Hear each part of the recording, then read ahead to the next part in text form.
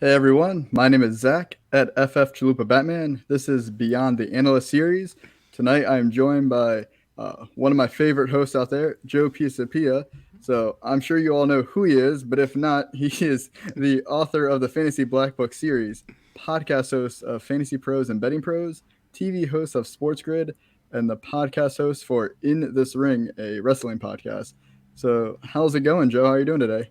It's going good, man. You win the contest, by the way, for most creative Twitter handle. Fantasy Football Chalupa Batman. I don't even know how that happens. It sounds like a code word for something, but I'm loving it. I think it's fantastic, and I appreciate you having me on tonight, man.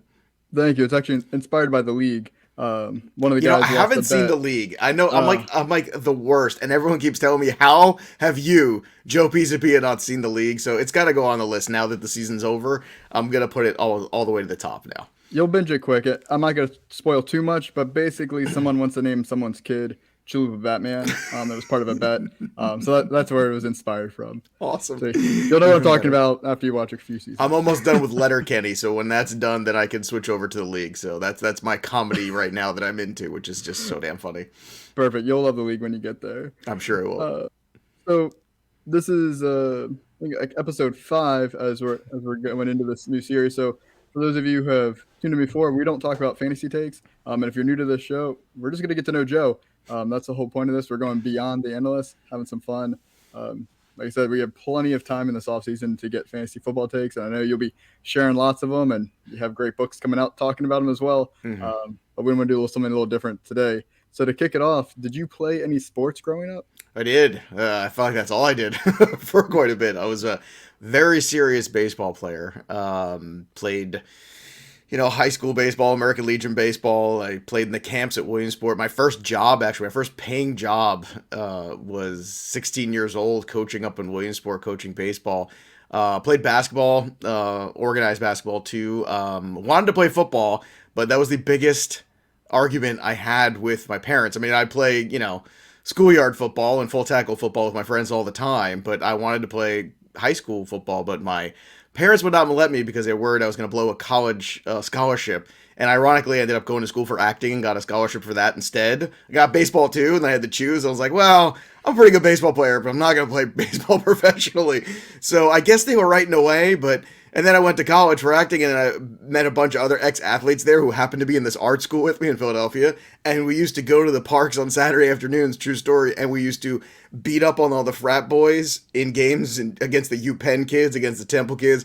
We used to crush them. They thought we were these little like dainty art school kids, and we used to absolutely roll them. It was hilarious. So sports are always a very important part for me. And like I said, baseball was always my first passion. But it's funny, as you get older, that changes and your likes change, and the game of baseball's changed so much and evolved into something that's very different than the sport that I really fell in love with first. And football's really evolved into something else, and that is really overtaken for me in the last, I would say, 10 years or so. So it's been a really interesting kind of diversion from that. But yeah, I mean, I still, if there's an old timers day, I think I can still go out there and still get it done. I can still hit. I could definitely still hit.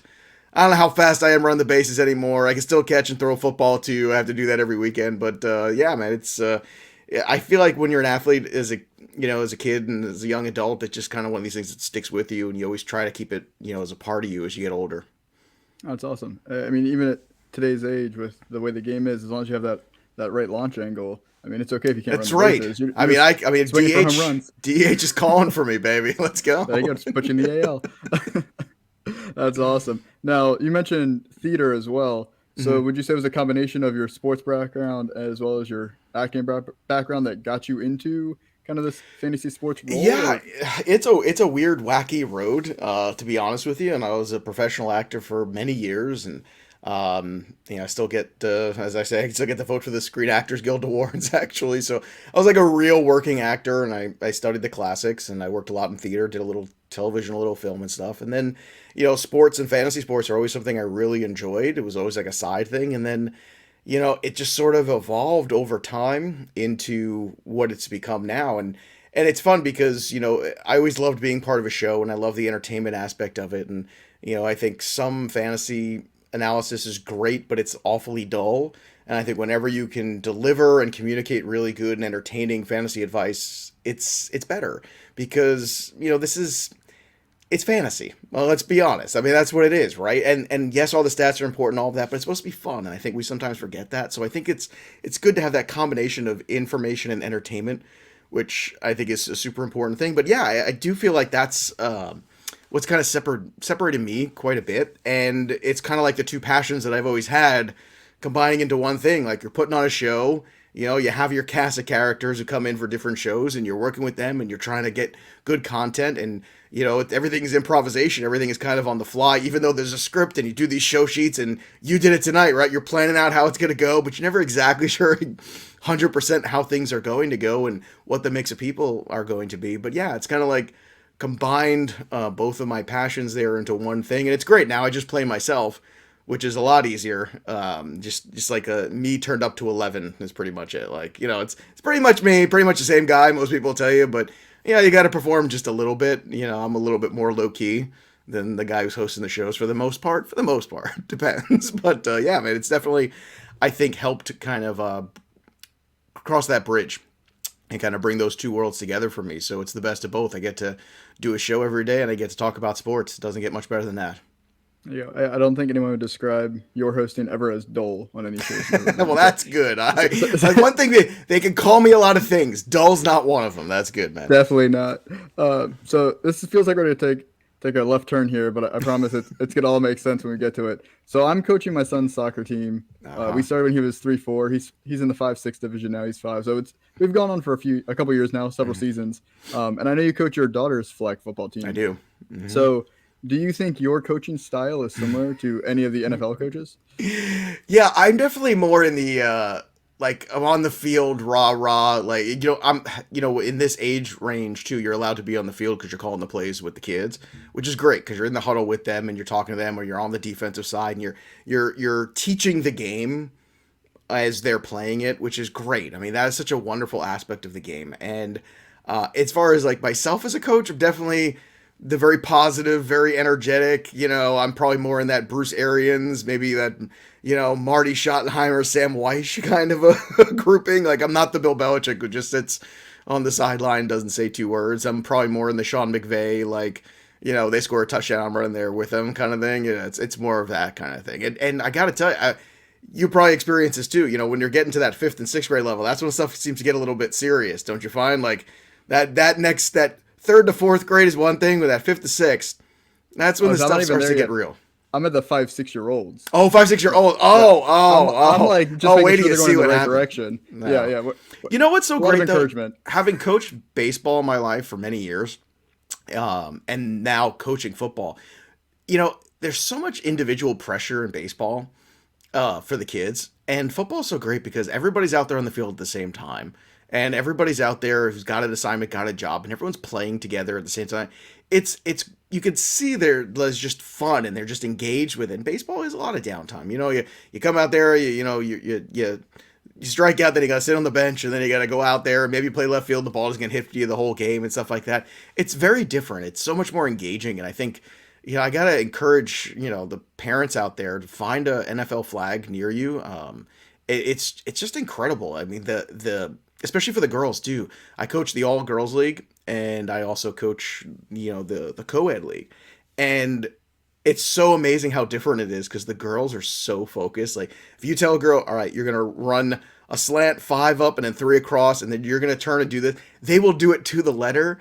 And it's amazing. The boys, sometimes they're like looking around, they get like, they lose focus. It's night and day. Give me the girls to coach any day of the week, man. They are just so passionate and so hungry for it. And the boys are good. Some of them are really great. But some other ones, sometimes you're just like, they're just spacing out. And it's a little frustrating sometimes. Like, just listen, run right. Why are you running left? I want you to run right. We set up the play. This is right. This is left. But it's so great now that they have these leagues and they're organizing them for girls. And I know girls football in New Jersey went from 8 teams in high school to now 26. So my guess is the next couple of years is going to really take off here in New Jersey. I know Matt Leinart is out there in California organizing the girls flag football out there for the high schools. And I just think it's great. I think anything you can do like that to bump up another female sport is tremendous, especially one like flag football because it's not expensive to play. And it's, there's no contact and things like that. So it's really about skill and understanding the game. And and I know, like you're playing Pop Warner, you're playing these other leagues, the biggest, strongest kids, they tend to dominate. Or you play in the basketball leagues, like tallest kid who happens, they tend to dominate, who have the best skills. In football, everyone's got to do their job, and if they don't, things go sideways, and that's a much different vibe. And I think as a youth sport, it's really great. And you take the contact danger element out of it, you could see the kids just kind of blossom. It's really awesome. Yeah, and so I played flag football in middle school. Mm-hmm. So did you call your own plays? Because my coach, like I was wearing a wristband. I was the quarterback. I had to learn all the plays. I had a wristband. He was calling the plays, and I mean, I never played football after that. I moved on to soccer, but it was a lot of fun. Yeah. Like you said, like getting to learn how to That's actually the play next level. football. When you get to the seventh and ninth graders, that's when you get the wristbands and the plays and stuff like that. And actually, we're just organizing now like a next level for some of the better kids to play more often, so they can come practice, kind of against each other, and maybe take them to a couple of the local tournaments and things like that, just to, really teach them the game, because you don't get better unless you play. And that's the whole thing. You show up once a week, there's going to be small improvement. If you're practicing once a week and playing once a week and doing, or playing twice a week, you can really see the improvement there. But yeah, I think eventually you get to that level with them. You see it on the older kids where they have the plays, they have everything. And, I like being on the field, though. I like teaching. That's the thing. I've always been a teaching kind of guy. So I like being on there and, explaining, okay, you're the safety, which you're gonna move left to right here. Okay, when you see the handoff, that's when you pursue, right? But if you see it's a pass and you drop back, you move left to right. You follow the quarterback's eyes here, and teaching them those things, it's so great. And then when you see them actually, connect with it and make a big play, or we've had a couple of pick sixes this year on our side going the other way, which is great. And that's very exciting, because like part of that was you kind of instructing that kid and saying, well, this is what you look for, and then you look for it and you get it. It's a great feeling for them and for you as a coach. It's really, I'll tell you, man, it really rejuvenated me. It's a lot of work during football season, and this fall, every Saturday, just going to that field, it's like 2 hours where you just don't think about anything. It was tremendous. I love it. That's awesome. I'm waiting for you to reach out to maybe some head coaches or offensive coordinators Hey, to drop some I would plays when love to be when an you get a little OC. older. I want to be an OC. That's the best job, because you don't have the pressure of the coach. You just got to worry about the offense, and you go through there. And then if the team wins, then you're a genius, right? If you get good players, you're a genius. You get hired there, no matter how bad your resume. And there's coaches now that are like 10 years younger than me, I feel like, in the NFL. It's crazy. You're just getting right into your prime. Yeah, exactly. So you talked about acting as well. So that's kind of the other side of it besides sports. So you have a lot of experience Yeah. in theater. So I think it's fascinating that I believe you're trained and certified to teach stunt fighting and weapons, correct? Yeah, I was a stage combat instructor for 10 plus years. That was the other thing too, that I first went to college. It was a conservatory school that I went to in Philadelphia called UArts, and they had a huge stage combat program, which I loved, because as a kid I grew up with Star Wars and all these, He-Man, all this stuff. I had swords all the time. That was always my thing. Lightsaber, swords, whatever it was, that was my deal. And that was kind of like the crossover athletics and acting too, because it was very competitive, it was very physical. It takes incredible endurance and strength, and you're fighting with all these different weapons. So this was like heaven, and we had one of the biggest programs in the whole country in that school. And it was just something I loved, and I did all through college, and I took it very seriously. Took all the tests, so got certified in all 8 weapons. Rapier and dagger, long sword, sword and shield, hand to hand knife, the whole thing, quarterstaff, spear. So I've done it all, and then as I got older, I actually went to an acting studio in New York, and then they asked me to come back and teach, because they knew that I had that background and they were creating a bigger program there, and started a program from scratch, and it built up. And over the 10 years, I was a stay-at-home dad, took care of the kids, worked on the weekends, wrote the books, and did podcasts, and eventually got the job at Sirius, where I worked for free for a couple of years just to get experience, but they put me on air, so I took it.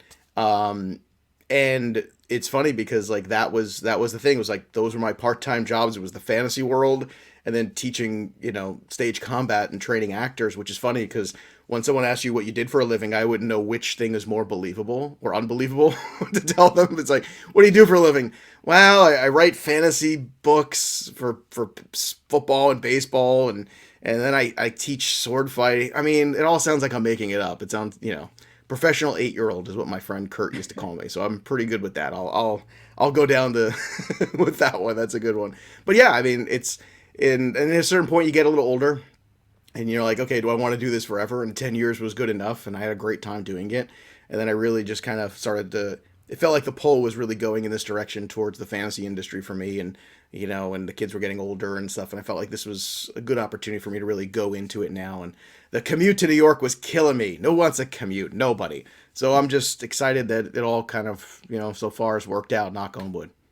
That's awesome. And you said there was 8 weapons you trained in. Did you have a Mm-hmm. favorite that you either taught or Yes, trained yourself? rapier and dagger is my favorite with the two swords. So you have the longer sword, which has that very fancy hilt around it, which you'll see more in like the more like the Renaissance kind of period, things like that. And then the short dagger. And what's so great about that, it's you're going. It takes a lot of mastery to do that because you're going back and forth. You're fighting on the right side and the left side at two different times. They're two different size weapons, two different weights, and there's so many incredible pieces of choreography you can do because when you have multiple weapons, it's a beautiful thing. And the art of violence is an incredible thing, and it's something that has really taken off in the industry. I would say in the last 15 years. I think from maybe from like Lord of the Rings in the early 2000s. I feel like from there that kind of propelled things a little bit, and then you got your Game of Thrones, and if you watch Last Kingdom, some of the sword and shield fighting there is spectacular. You got the John Wick movies. One of my students actually was in the second one that I trained, so it's a cool thing to be a part of, and then to see the evolution of the Wicks and the Atomic Blondes and where fight choreography has gone, especially in films. Went from the dopey Matrix wire crap that you saw in like those movies to, hey, this is some really incredibly gifted performers here and incredible minds of choreography. So it's so cool to see that, and you see all these sword epics and you see all this stuff going on. It's great because it's a more interesting way to tell a story. You're telling a story through a fight. It's the same thing as why I love professional wrestling too. It's the same thing. They're telling a story through physicality, through violence in a way, but it's a story, and it's choreography, and it's a beautiful thing to watch. And when it's done well, you get the reaction. It doesn't matter about wins and losses. It doesn't matter. What it matters is did you get the story across? Did you entertain people? And I think that's a cool thing. I like the combination of worlds. That's my big thing. I like that. I like you to take the yin and the yang, you put them together, and you get something cool out of it. That's awesome. So one of my favorite fight scenes is from Daredevil season 2. That hallway fight scene. I It's was just filmed in gonna one say the shot. hallway fight, right? The hallway fight is Yeah. great.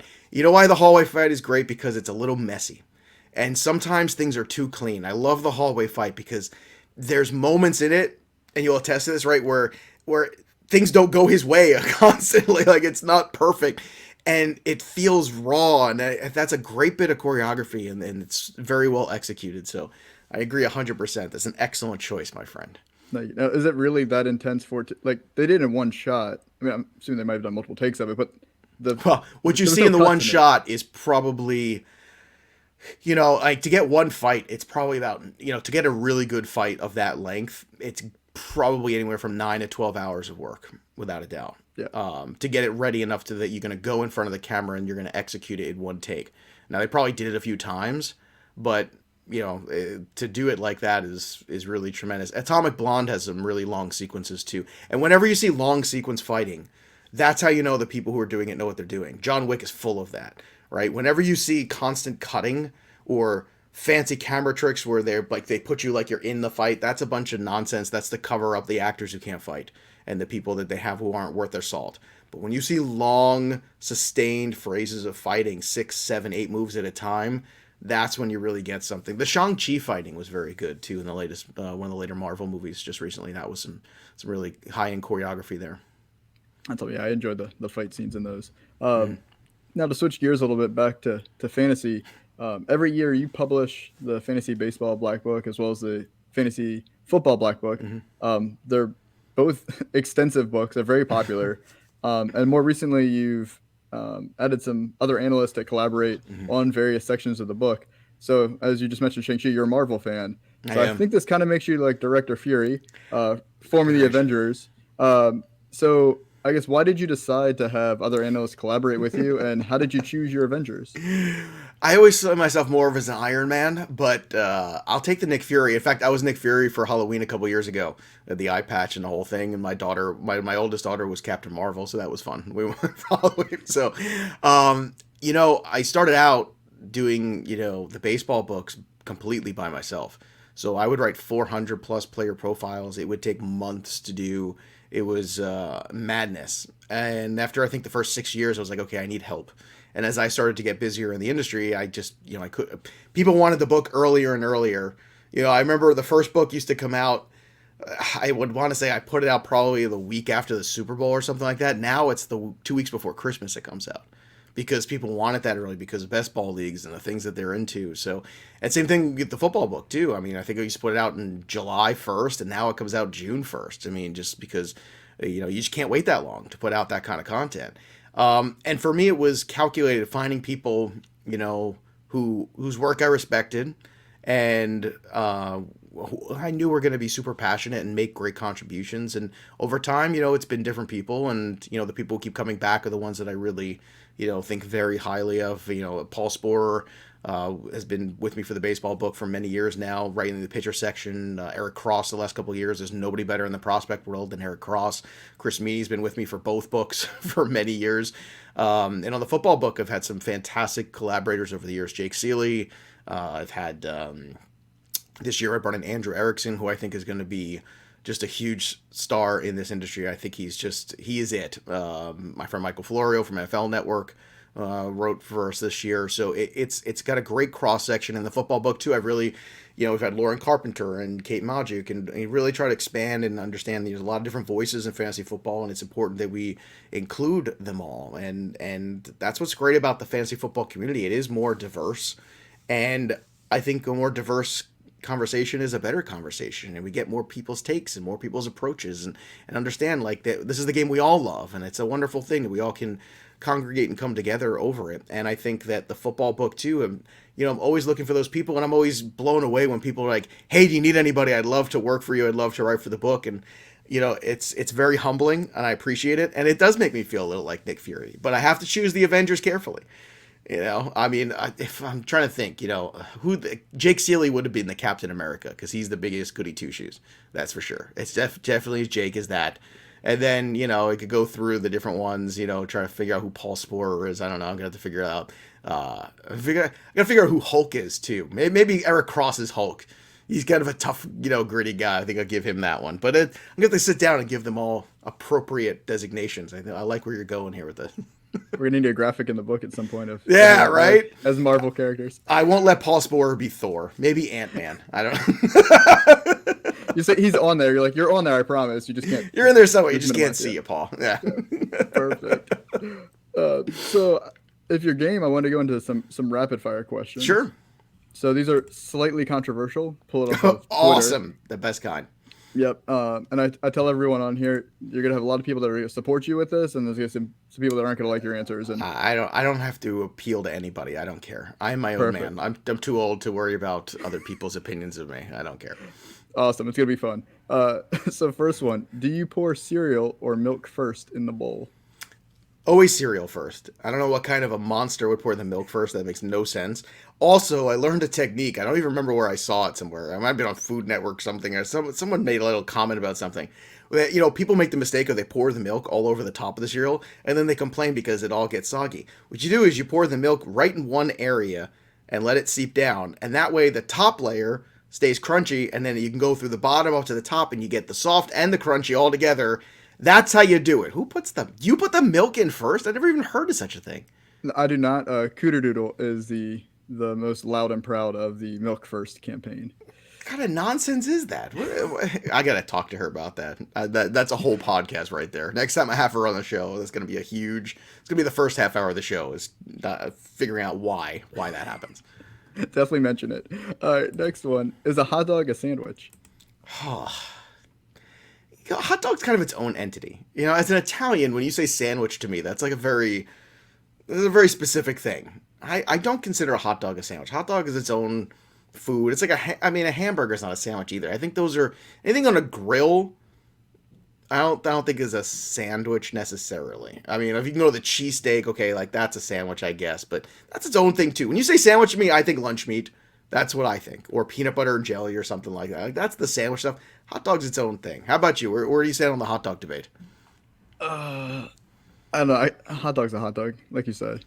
I mean, if you want to call it a sandwich, call it a sandwich, but I'm asking for a hot sandwich. dog. Like it's a hot dog. I'm not asking for a Yeah, sandwich. I don't know a hot dog sandwich. I don't know a hamburger sandwich. I mean, if you want to say a cheesesteak's a sandwich, okay, well that I can understand. Yeah, because that's kind of like a But sub. It gets in yeah, there well, pretty it's on a quick. longer roll, like Mhm. that's fine. But sandwich is two pieces of bread, or like and then you got the whole thing: is it a sub? Is it a hoagie? Is it a, is it a grinder? Oh God, I don't even know what the hell to call anything anymore. I guess it just depends when you live, is It what you call is, that I one. guess, yeah. So, should toilet paper hang over or under the roll? Over, over, over. There, I will fix it at your house if I go to the bathroom and it's wrong, and it's over. And I will tell you that this isn't a debate, and I'll tell you why. I worked at a hotel for 4 years, and the standard in housekeeping is over because that is how you pull the toilet paper down. It's not under or behind. That's dumb. You don't go underneath in order to get it. It doesn't pull properly. It's meant and designed to go over the top. So in the finest hotels, and I worked in a very fine hotel for 4 years, I can tell you the standard is over the top. That is how housekeeping is meant to put it in. If it is not over the top, they fail the inspection. And I'm telling everybody out there, this is the way it was designed too. The patent for this is over the top. I've seen the pictures for it. So no, not under at all. And I am, like I said, if I it actually irks me. It's one of those weird things, like it really bothers me.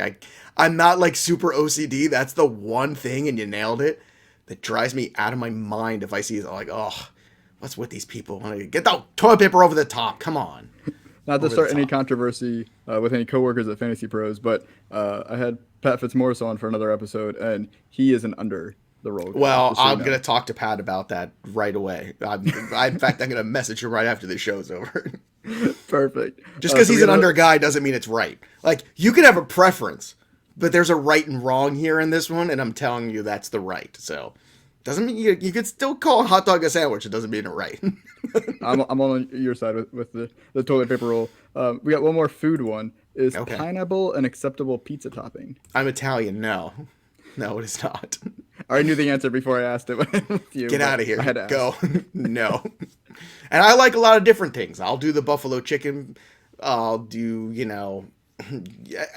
I will get crazy with the pizza toppings, and I make my own dough from scratch. I'm a serious pizza guy. I got out there on the barbecue, and I'll be making 6, 7 pizzas during a barbecue, just shooting them out there while everyone's in the pool and hanging out. The pineapple thing, it's just weird. No, no place for that. Nope, not gonna do it. Fair enough. Last one. This is probably the toughest I think of given the These have most been thought. easy for me. I'm very passionate. You've So been far, you've crushing hit on them. like a lot of, the pizza thing, the toilet paper thing. These are like my big triggers. I told you Oh, controversial. the We're going. cereal one I've never even heard of. I don't know what the hell that's about. I can't wait till you talk to Cooter Doodle about it. Oh man, that's just insanity. I don't even know how you justify that. Like, how do you know how much milk you want? Like, what depends on what kind of cereal you have. Yeah, that's madness. I'll remember it too. I will not forget this. And Pat, I see on a show. I think next week I have him, so I got to ask him about this. Perfect. So you're stuck on an island, but you are able to listen to music. So what Mm-hmm. is the one album you would choose to listen to on that island? Oh man, that's a great one. That's a great question. I'm a big music guy, so it's really hard to choose. Uh, there's a couple contenders. Purple Rain would definitely be high on the list. If I cheat, I could say "In Your Honor" by the Foo Fighters because that's 2 discs, so I kind of like cheating because I get like 2 things in there. It's pretty tough. I think I'd end up going with Purple Rain at the end of the day because that's just a perfect album. It really is, and there's a lot of great ones, but that's really good. There's a lot of great Stones albums. There's a lot of the Chris Cornell Higher Truth is a great album. There's a lot of my favorite albums and things like that, and then of course there's the one where it's like I'm not ashamed to admit there's certain albums that I really like, or artists you might be like, oh, why does he like them? And that would be very close for me too. But I think Purple Rain at the end of the day. I remember I wore that tape deck out. I had the tape for it, the cassette, and I listened to it so much as a kid that I actually like broke, and my mother had to buy me another one. I like those. I'm old, so I know those silver and black ones with the handle you used to carry around with you, and you have to plug in the earphone before you had a Walkman necessarily. Like I had a Walkman, but I had this little thing too, and I used to walk around with it. Very funny. So yeah, there you go. I think you made the right choice if you had to get a whole new tape deck. I think you prepared yourself if you were stuck on an island. Yeah, yeah. There you go. That's That's right. awesome. So that's the end of my rapid fire questions. And at the end of the questions, I appreciate you coming on. I just want to give you a chance if you had anything to plug or share any of your content or where everyone can find you. No, I think this is great. First of all, this is fun. It's fun to just go and talk and just get to know each other better and things like that. And I wish you all the luck coaching the little guys. You got a lot of patience. I don't know if I could do the 3 and 4 year olds. That's soccer especially. I feel like they just kind of run to the ball this way and then they run to the ball that way. Good, you have more patience than I do, so you're a good man, Zach Berger. I can tell you my, that.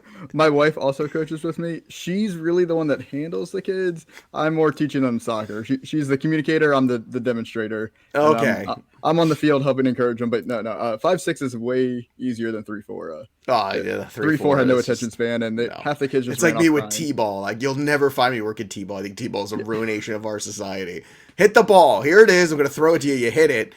It's never gonna stand on the tee for you. It makes no sense. You're not teaching anybody anything. I don't like it. Anyway, you can find me, of course, on the Twitter machine at Joe Pisapia17. And as you said before, hosting all the Fantasy Pro show. We got the Baseball Black Book out on Amazon right now if you're playing fantasy baseball. And in June, the football book will be out there, and we got betting pro shows, we got sports grid TV shows going on, so busy times. And I got a new In This Ring to record after I watch AEW tonight and find out who the new signing is, because that's all they do every week is sign somebody new, and then they don't know how to book them, so I get to talk about that on my wrestling show. So That sounds fantastic. So this is the Triple Play Fantasy Beyond the Analyst interview series. So you're either watching this on our YouTube channel. If you are, go ahead, like the video, subscribe.